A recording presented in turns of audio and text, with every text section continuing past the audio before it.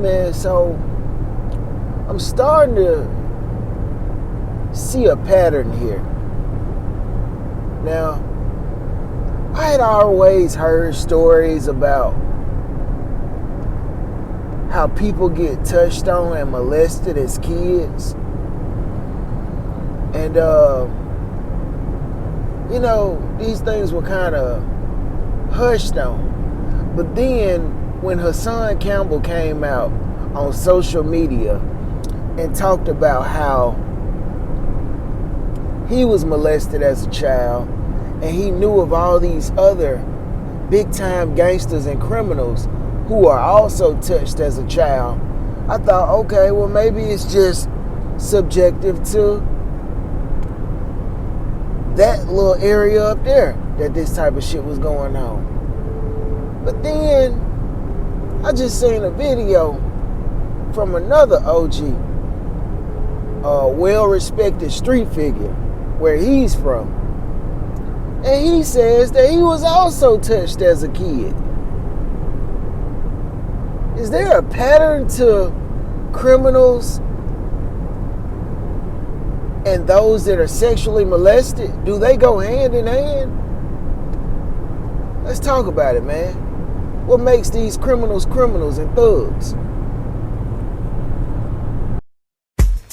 Hey, yo, baby D.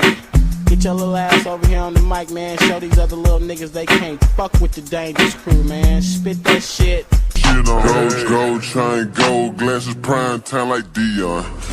Hey, can't do the Quan, do the Dion. You hear me? He don't speak on me, I don't compete with a peon. Flying a bundle like my name was Dion.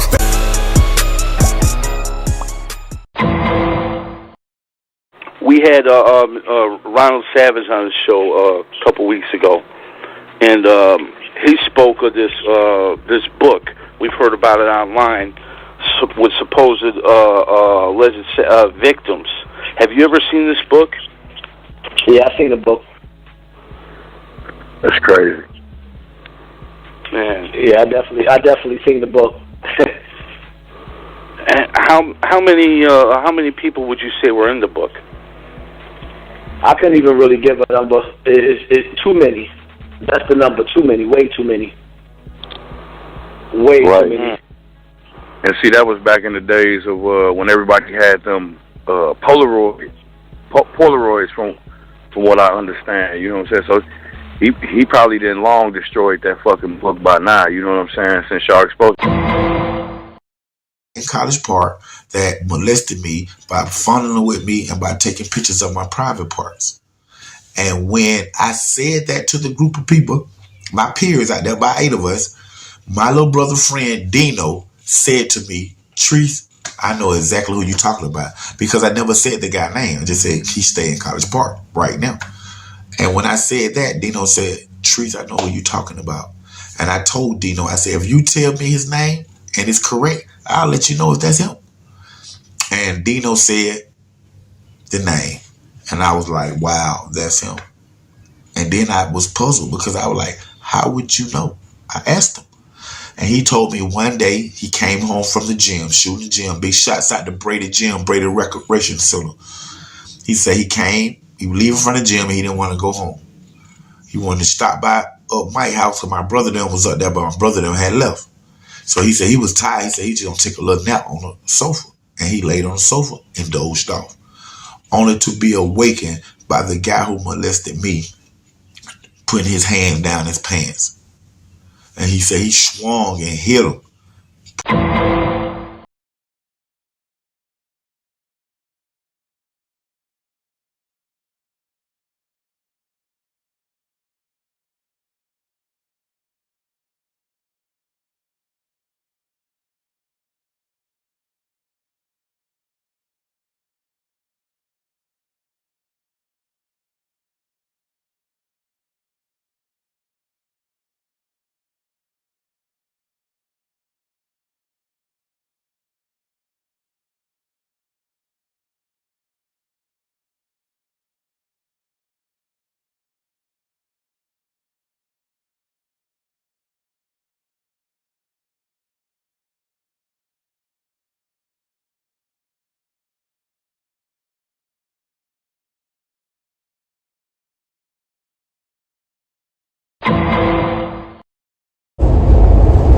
that shit stuff, and when they was going to juvenile jail, fucking getting molested by the guards and getting raped and stuff in jail.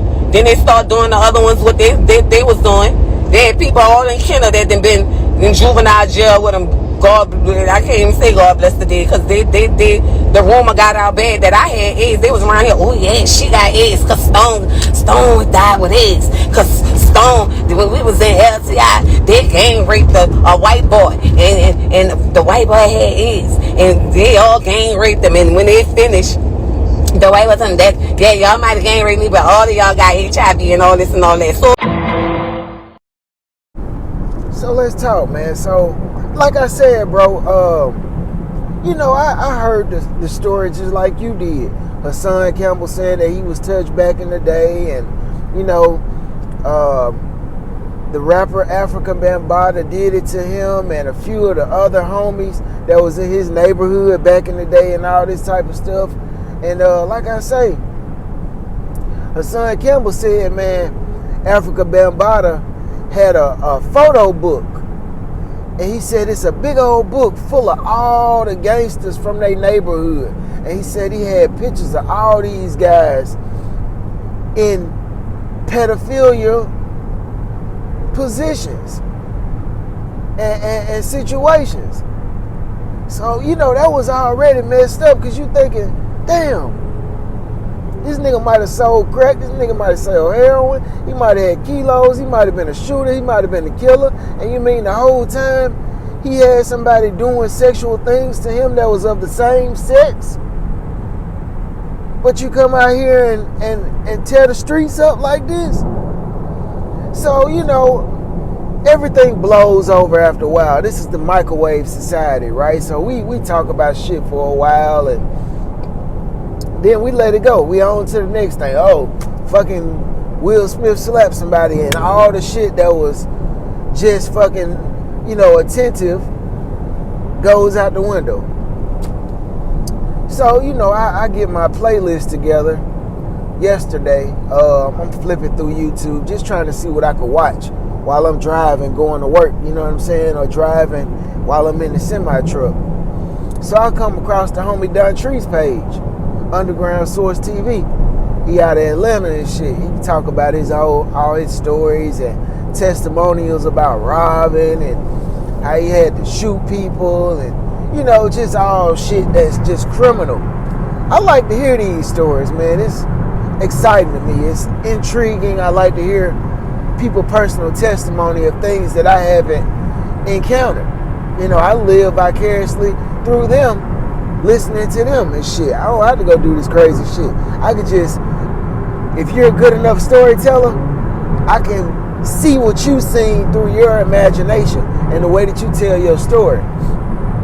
So I tend to subscribe to people like this. I got a few people I watch. Cartoon 53 is one. Don Treese is one. A few guys. Even the Hampton guy, the gay guy that's over in Atlanta, that be talking about don't move to Atlanta and AIDS and all this shit. I watch all type of shit, bro. Dying for 3 minutes and going to the afterlife and seeing hell and demons. I listen to great storytelling. That's one of my pastimes, you know, while I'm driving this truck. Or musicians that tell good stories. But anyway, back to the story. So Don Treese comes on, and I click on his video because it says, the second time somebody hurts me. And I haven't watched the first video of when somebody hurts him. Usually he's always on the offensive. Always jacking a dope dealer. Always slapping somebody with the pistol or a Hennessy bottle, or, you know, just taking shit from people. You know what I'm saying? Just always being on the offensive. So I'm like, oh shit. He's vulnerable enough to be tried as well? Let me watch this. So this morning I get up, you know, while I'm getting ready for work and stuff like that, man, and I put the video on. And he starts to talk about how when he was young, his family had this trusted person in the family that was a man, an older man. And he said one day he went by the guy's house and You know, he was in there by himself because this is where they had all their toys and motorbikes and shit at because they lived in the projects. They couldn't keep it at their house.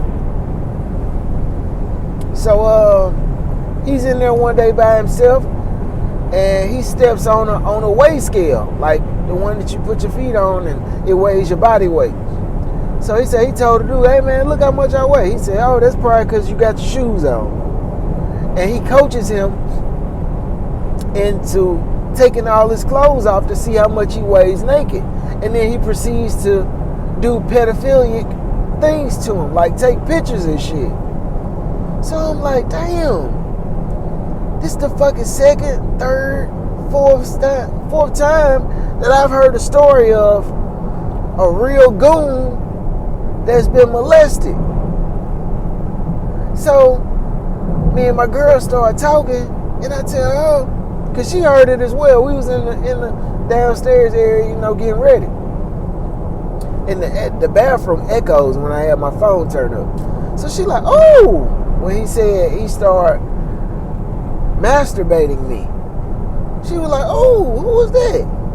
I said, man, this is one of the top goons. I be watching his videos and shit, but I wasn't expecting to hear this out of this video. She like, whoa, I heard him say he started to jerk me off. I said, I know, right? So I said, man, it seems like all the gangsters have a history or a background of molestation.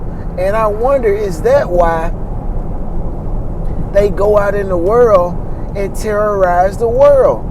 Because they look at that as their way of recapturing their manhood, like making them tough again. You know, they overcompensate for things that has happened to them in their past, man. Like hurt people, victimize new people type shit. You feel me? So, you know, it just brings me to that question again, bro. Like, is this a thing? Is this why we see criminality? How many of these young boys that it went to youth jail and shit like this were molested and joined these gangs and, you know, had sex with each other in boy jail, juvenile jail and shit? Because I even heard stories about the guys in New Orleans, man. They said they used to fuck boys in jail. Like the era of gangsters that Terrence Gangster Williams and all them that they came from, they said they used to fuck each other in jail. Young boys, man. And then they come out and they fucking terrorists in criminality in their little area where they live at. So I'm like, damn, are all the fucking criminals victims of sexual molestation by other men? I mean this with all sincerity, bro. Like, what the fuck, bro? Like, is this a regular thing that people just don't talk about? Even the guys in Chicago. You seen it with the guy with the dreads. I forgot the dude's name, but even he had fucking surveillance footage of him in the jail with a boy. What the fuck, bro? Like, is this a regular thing? If you a gangster, bro, or, you know, a fucking criminal, man, you ain't gonna come out and tell me no way, but because niggas don't feel comfortable. And it takes a strong man to come out and say, hey, man, I was molested like a motherfucker when I was young. And, hey, big salute to them guys that can come out and say, man, I was touched, or I touched somebody, or I was fucking boys in youth jail. But it makes you wonder, like, how many of these people that go for bad out here in the streets really had same-sex relations when they were young, or still maybe into that shit. And that's why they're so cold, they're so fucking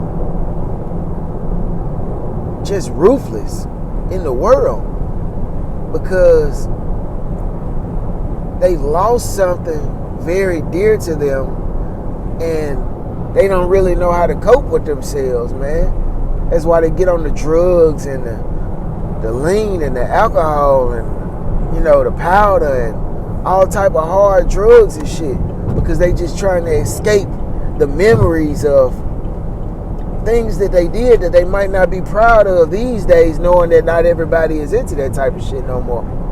You know what I'm saying? Or that wasn't a normal thing.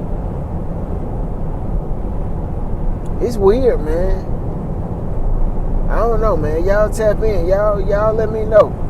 Man, I even heard stories about the gangsters in my hometown where I'm from being touched and molested on by a well-known homosexual back there. And it makes you wonder, like, damn, this is some shit that's been swept up under the rug. Just like little girls get touched on by their uncles and shit. Boys get touched on too, man. I thank God I wouldn't never know no victim of that shit, bro. Thank God, bro. Thank God. But, man, y'all tap in, man. Y'all let me know. Have y'all heard stories about, you know, molestation in your area where you live, man? I heard some gangs even fuck they victims and they ops in the ass, man. Like, I know that's explicit, I'm sorry, but that's what they say, man. Like, certain gangs and shit do that. I don't know, man. Y'all tap in and let me know, bro. Peace.